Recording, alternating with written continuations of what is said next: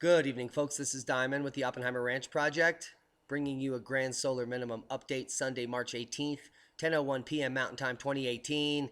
You're looking at the geomagnetic storm we're currently in. We went up as high as KP6 5 hours ago, and we're now sitting at KP5.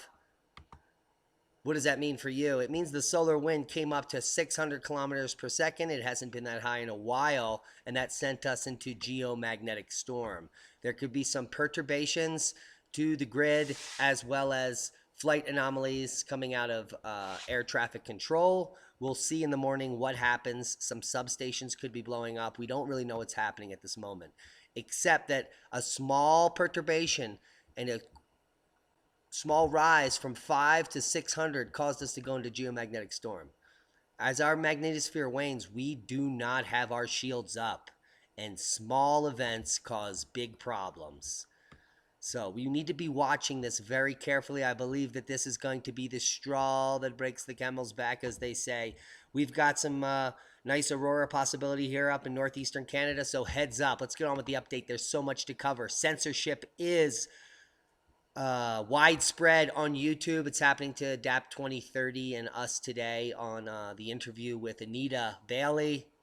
It now has a warning that is questionable content. Let's get on with the update. We'll talk about it later. Fourth winter storm in 3 weeks to hit New England and the mid-Atlantic. Heads up. Spring begins Tuesday, but winter isn't ready to retire yet. A low-pressure system moving across the southeast on Sunday and Monday is expected to develop yet into another nor'easter, beginning Tuesday. According to CNN meteorologist Jen Varian, we have the latest GFS models downloading as I make the video, so we're going to be covering it in great detail. We have at least 70 hours in the newest model. Storm system could deliver a double punch of snow this week. The next 3 days will be the first punch, followed by a secondary storm, which the models are still not in yet, so we'll be talking about that in days to come. Best chance of snow right now looks like the western suburbs of Philly and Philadelphia, as well as down in Virginia. We'll take a look at the model in a second. A rogue coastal storm could bring more snow to Boston. This would be the first storm is going to bring 2 to 4 inches to the peninsula there in Boston. Second storm could bring a little bit more, so we're going to be watching this. The models are changing, and that's because they really don't know what's going on here. So let's look at the newest model here. It's much different than the last model, and I'll show you why. So this brings us right into the first day of spring here, Wednesday morning. These are the snowfall totals through Wednesday morning, and you can see the previous run is much different than the current one. So this storm is moving more inland, bringing snow closer to Erie to maybe crush that record here. But you can see in the most recent run here, the major snowfall totals here out here in western PA is going to be a winner here. Central Virginia, boom.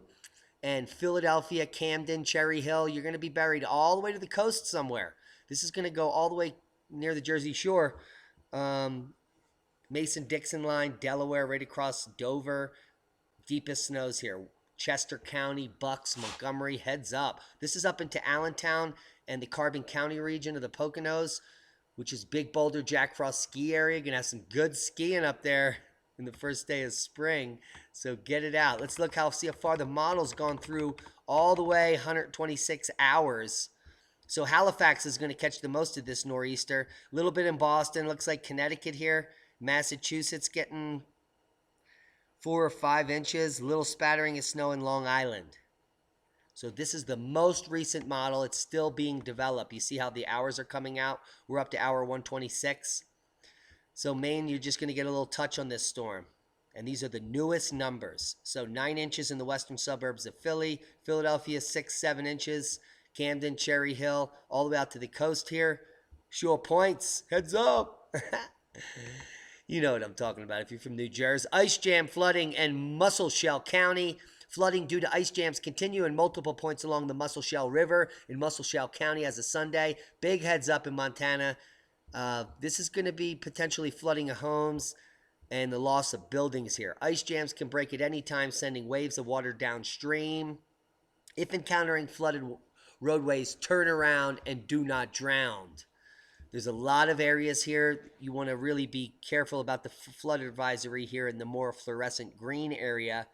The drab green is more of a hydraulic outlook where there's flooding potential in those areas. So I'll leave you links to this. Click on anything that you want to learn about, and let's get to the national weather outlook. We have winter storm advisories throughout most of North Dakota, some here in the northwest of South Dakota. Throughout Colorado, winter weather advisories. We had some interesting snow and wind events today. It went from 60 degrees to 30 degrees and heavy whiteout snow. It's just a normal what happens here in the mountains down here. Gale warnings throughout all of western Texas. Heavy fire warnings. We do have fire burnings in Kansas.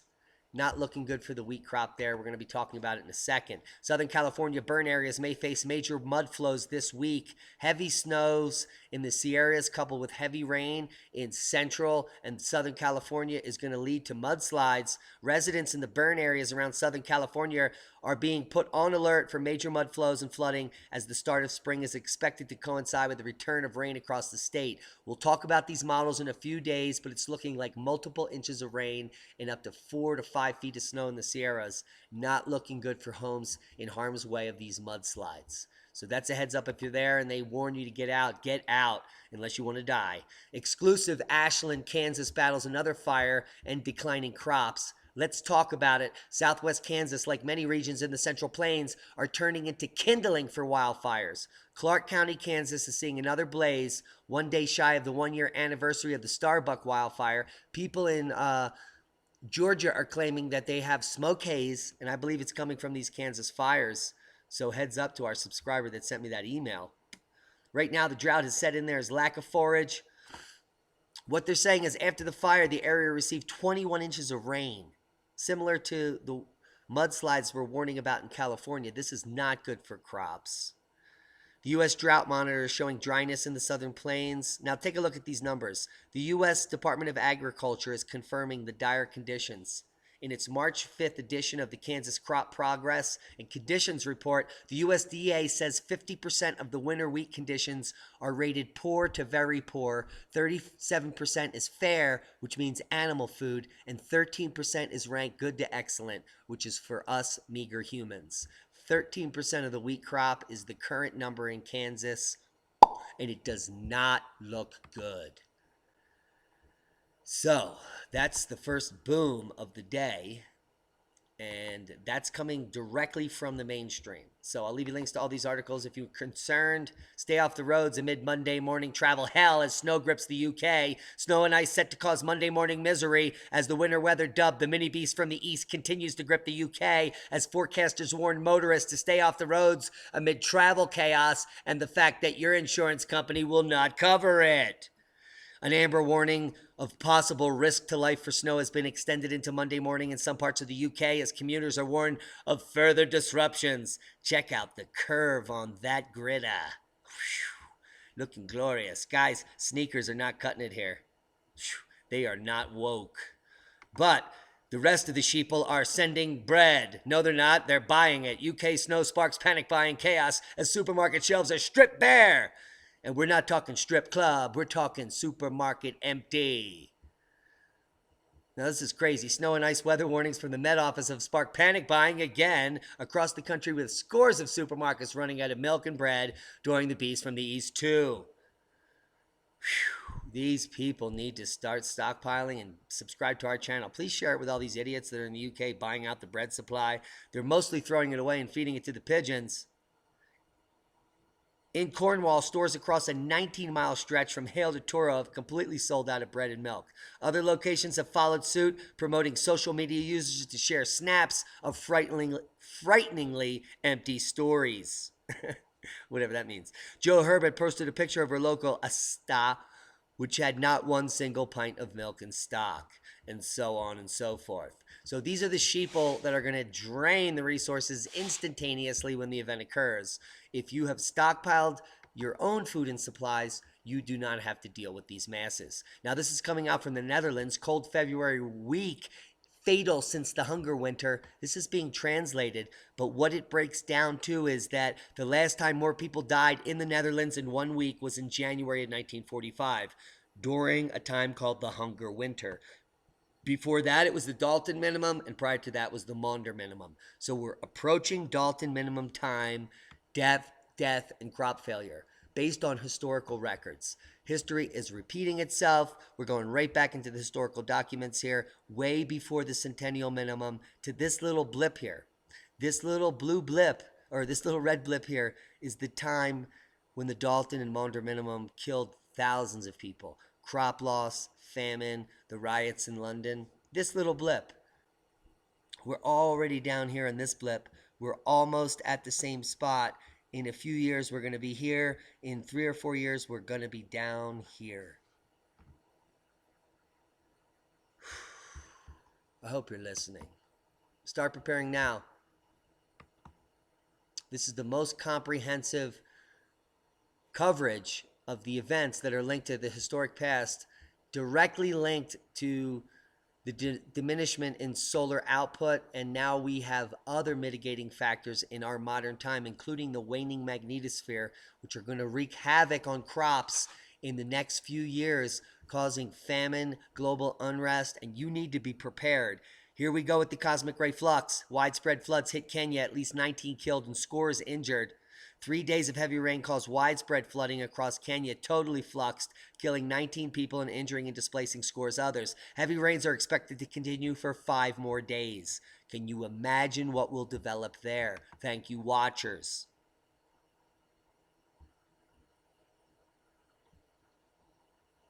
We're talking heavy winds, and hopefully we'll get this parsed real quick here. Melting snow and heavy rain leave Croatia hit by floods. No country is spared. No region, north and south. There is no longitude and latitude. This is going to continue globally, and it's only because of modern technology and the coverage we have that it is seeming to be more intense than in historic times. There is very limited information in historic times. So we should magnify all of the historic documentation we've been covering by 10 to equal what we're going to be seeing in the next few years. Now, coming out of Croatia, declared a state of emergency on Sunday in its central Kosinj Valley after the Lika River flooded, cutting off road access to 500 people and leaving villages without electricity. Here we see flooded houses on the 14th. I'll leave you links to this. Totally fluxed in Croatia. Heavy dust storms hit Canberra, leaving thousands without power. A severe dust storm caused by high northwestern wind engulfed the Australian capital of Canberra on Sunday, March 18th, leaving thousands without power and tons of people rubbing their eyes. Major wildfires rage in Australia, causing more people to cry and rub their eyes, killing cattle, destroying homes, and burning people's flesh right off the bone. Heads up. Seismic update. We have a 5.0 in Japan, now in blue. Might have injured people. It's close to the coast. No tsunami warning. We have a 5.1 in Vanuatu, 4.6 in Chile, but no other quakes of note. Lemito in Indonesia, 5.3. That's because the KP is up high. We talked about that in the beginning. So when that drops back off in the next 24 to 48 hours, we're going to look at a seismic uptick. Ambae volcano alert raised to level 3 in Vanuatu. This caused evacuation of the entire island back in January, and now the Vanuatu Meteorological and Geohazards Department has raised the alert for Ambae from 2 to 3. On Sunday, March 18th, the volcano is in the minor eruption state. Activity is confined inside the lake Voix. Scientific analysis confirms the current activity in Ambae is similar to the volcanic activity in October 2017, with more and sustained emissions of volcanic ashes. The possibility of imminent increased activity is very low. However, they increase the warning level. So they're really downplaying this because they do not want to hurt the tourist industry and stop the dollars flowing into their pockets. If you want the flesh to remain on your skin, do not go near this volcano. And that is a heads up. More fear-mongering out in Yellowstone. This is coming directly from the fear-mongering capital of media, Express Co. UK. Yellowstone eruption fears. Steamboat geyser starts to blow underground near volcano. I'm sure that cigarette-smoking Mary Greeley, friend of the channel. We're a cigarette-smoking Oppenheimer Ranch, so I'm sure she's doing a little fear mongering about this. But guys, geologically, this geyser erupts periodically. It last erupted 3 years ago. And this is nothing significant. So do not let this get your panties in a bunch. This has nothing to do with an eruption or an imminent eruption. Yellowstone is a hydrothermal volcanic area where millions of tourists flock to see events like this. So this is good for tourism, and this is not indicative of any imminent eruption. Total nonsense if anyone is saying anything different.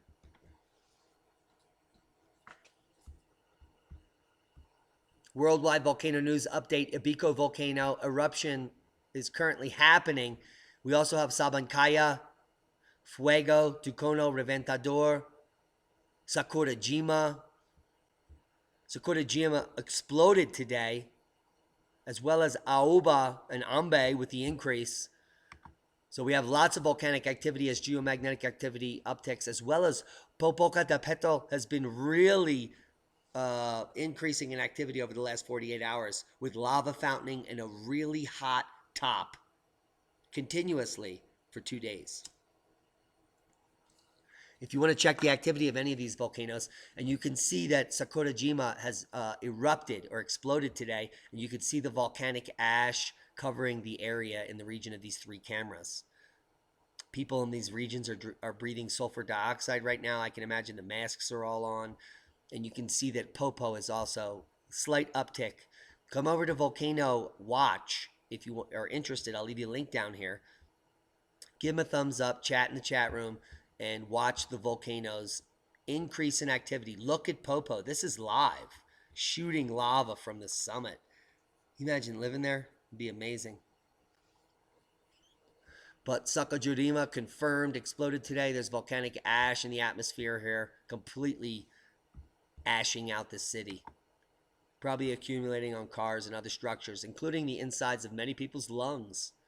Let's talk about the top 20 SHTF barter items, and they're probably going to censor us again. This is very controversial information on how to prepare for the coming event that is going to shut down all supplies to your local supermarket.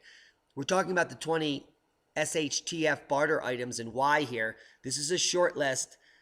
Real cheap items you can grab, like freeze-dried food, water filters, feminine products, coffee, toilet paper, salt, spices, cigarettes, liquor.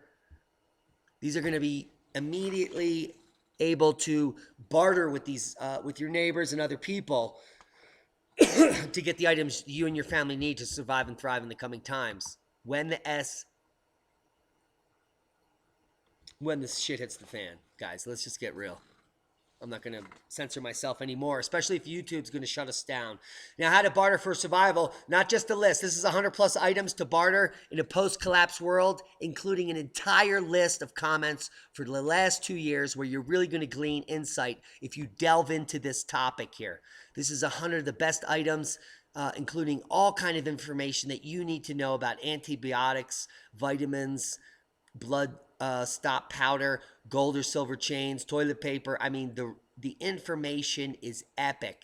An entire supply of full running list of barter items worth stockpiling, including duct tape, tie wraps.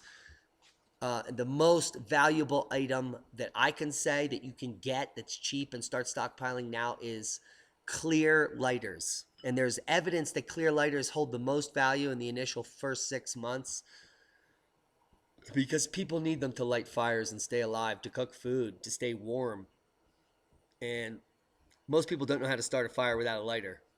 So clear lighters, you can get 5 for $1 in some places. You can be ordering them from Japan, getting cases of them for $10. You get 144 lighters sent on eBay. I would suggest lighters, and let me tell you why. If you just come down here, and I'm going to tell you how to use this resource, is a lot to read, but come down here to the comments. Come down to comment number 5.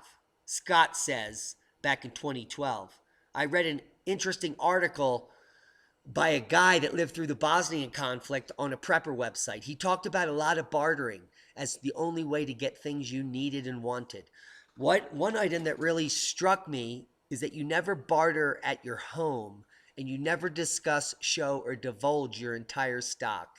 Doing this may compromise your safety, as someone may see that you have plenty, and they may come back with a gang and kill you, rape your family, and steal all your lighters.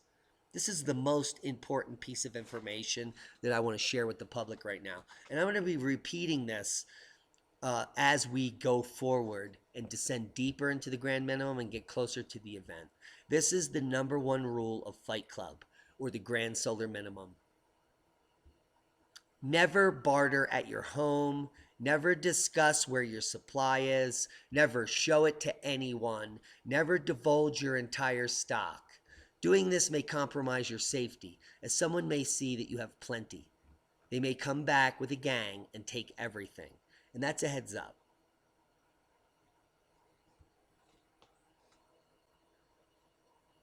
If you're in a populated area and you're stockpiling and you tell anyone, you're doomed. So you might as well unstockpile that and start putting it in a storage area somewhere else. Because this is the key that, if you haven't heard, is the key to your safety and survival. Make sure that what you purport to be the place that you are living is not really the place that you're living and prepping. A lot of thousands of people have sent me emails. Aren't you worried people are coming there? The Oppenheimer Ranch Project is a co-creative, educational, sustainability project that we want people to come to. If you think that this is the place that we are prepping for the coming times, you're not ready for the coming times. Some more tips. The man talked about dressing and acting the part of being homeless and having nothing. Despite having enough and a place to live, he would bring a single can of tuna to trade for 10 rounds of ammo instead of bringing 10 cans of tuna and telling everyone where he lived.